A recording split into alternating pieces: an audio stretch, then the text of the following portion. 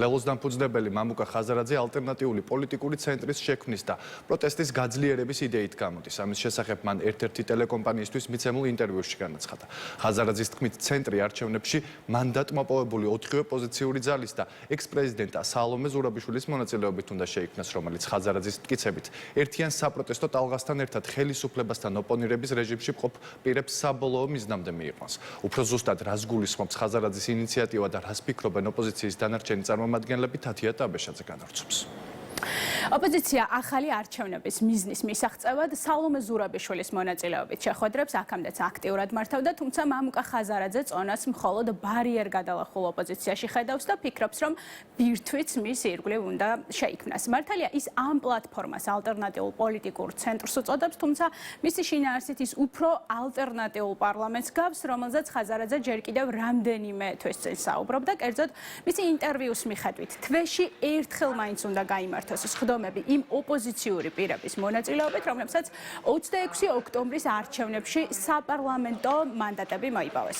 ამ სხდომებზე კი იმსჯელებენ და მიიღებენ კონკრეტულ გადაწყვეტილებებს, რაც ერთი მხრივ იქნება აქციაზე მყოფი პირებისთვის, ხოლო მეორე მხრივ საერთაშორისო საზოგადოებისთვის იმის მტკიცებულება, ხაზარაძის თქმით, რომ ოპოზიციას ერთიანობა შეუძლია. მეორე მხრივ ამბობს, რომ აქციაზე მოქალაქეების გვერდით უნდა იდგნენ არასამთავრობო ორგანიზაციები და ოპოზიციური პარტიები. ყველაფერმა ამან კი ხაზარაძის თქმით ქვეყანა არჩევნებამდე უნდა მიიყვანოს. რაც შეეხება მხარეებს, უცნობია ექს-პრეზიდენტ სალომე ზურაბიშვილის პოზიცია, დანარჩენი 3 ბარიერ გადალახული ძალიდან კი გახარია საქართველოსთვის და კოალიცია ცვლილებისთვის მედიასთან დღეს არ გამოჩენილა, აი ნაციონალური მოძრაობა კი ერთიანობას ჯერ კიდევ არჩევნებამდე ემხრობოდა და მეტიც საერთო საარჩევნო სიის იდეის ავტორიც იყო. ბარიერ გადალახულმა კოალიციამ უნდა ჩამოაყალიბოს ალტერნატიული პოლიტიკური ცენტრი. ამ პოლიტიკურ ცენტრში წამყვანი როლი უნდა ითამაშოს პრეზიდენტმა, რომლის გარშემოც ყველა ის, ესე ვთქვათ, მანდატ დატოვებული დეპუტატი და მანდატ დაუტოვებელი დეპუტატის ამ შემთხვევაში, იმიტომ რომ ჩვენ ვიცით, რომ როგორც ბატონი გახარი ამბობს, რომ მაისში დატოვებენ, ესე ვთქვათ, ამ მანდატებს, კი ბატონო, დავალოთ ამ პროცესსაც, ჩვენ ეს ალტერნატივა უნდა დავანახოთ გარე სამყაროს. გარე სამყაროს უნდა დავანახოთ და რაც ყველაზე მთავარია დავანახოთ საქართველოს ჩვენ მოქალაქეებს, რომ ჩვენ შეგვიძლია ერთ ოთახში რაღაცაზე ჩამოყალიბება. ესეთ შეხვედრას ინგა მე უნდა მოყვეს პრეზიდენტ ზურაბიშვილის და ამ 4 პარტიის ლიდერების ერთად ჩასვლა იმ პოლიტიკურ ცენტრებში და თქვა, რომ ჩვენ შინით დალაგებულები ვართ, შინით ვართ ერთიანი ფრონტად დალაგებულები საზოგადოებასთან ერთად და ჩვენ ვითხოვთ ამ არჩევნებს, ჩვენ ვითხოვთ ამას და ამას, თქვენ მხარდაჭერას. ეს უნდა მოხდეს და ესე უბრალოდ შევიკრიბებით ეს კონფიგურაციაც ახლა რამდენი ხედავ ხოლმე ხო პედაგოგმა თქვა რამდენი ხედავ კონფიგურაციაც სხვადასხვა იმ მაგიდის გარშემო სხვადასხვა ადამიანები ხდებიან ხოლმე. პრობლემა კი არ არის, მაგრამ თავარი ბირთვი არ ჩანს. კოალიცია ლელო ძლიერი საქართველო დიდი ხანია საუბრობს ძალიან მარტივ მოცემულობაზე, რომ აუცილებელია და გარდაუვალია ალტერნატიული პოლიტიკური ცენტრის ჩამოყალიბება, სადაც მათ შორის ვიზუალურად იქნება შესაძლებლობა, რომ იარსებოს ერთიანმა სისტემამ და სტრუქტურამ, რომელსაც შეიძლება ჰქონდეს ძალიან მარტივი მოცემულობა. ეს შეიძლება იყოს ეგრეთ წოდებული სახალხო პარლამენტი, შეიძლება იყოს ეროვნული საბჭოს სახელით ცნობილი, რომელიც მიიღებს გადაწყვეტილებებს და მოქალაქეები დაინახავენ, ვინ არიან ის პოლიტიკური ძალები, რომლებიც უნდა მართონ ეს სახელმწიფო პროდასალურ პოლიტიკურ პარტიებს გულისხმობთ. ამ პროცესში, რა თქმა უნდა, მნიშვნელოვნად მიგვაჩნია სალომე ზურაბიშვილის როლი. ყველა ტიპის კოორდინაციას და ერთიანობას ჩვენ ხარს უჭერთ, არ თუ ხარს უჭერთ, არამედ არჩევნებამდეც კი გამოვდიოდით ერთიანობის მოთხოვნით, იმიტომ რომ ჩვენ კარგად გვესმოდა და კარგად ხონდა ახმური ნაციონალურ მოძრაობას, რომ იყო ეგზისტენციალური საფრთხე ჩვენი ქვეყნის წინაშე, რომ დიქტატურა მყარდებოდა, ამიტომაც რა თქმა უნდა, ყველა ტიპის ესე ვთქვათ ერთიანობას მივესალმებით, თუმცა მთავარი ხა არის გარდა ამ ერთიანობისა, კონკრეტული ბრძოლა, კონკრეტული ეროვნული წინააღმდეგობა, სადაც ხალხს სჭირდება მათ შორის აქტიური, ასე ვთქვათ, ჩართვა და უფრო და უფრო გაზრდა საპროტესტო ტალღის.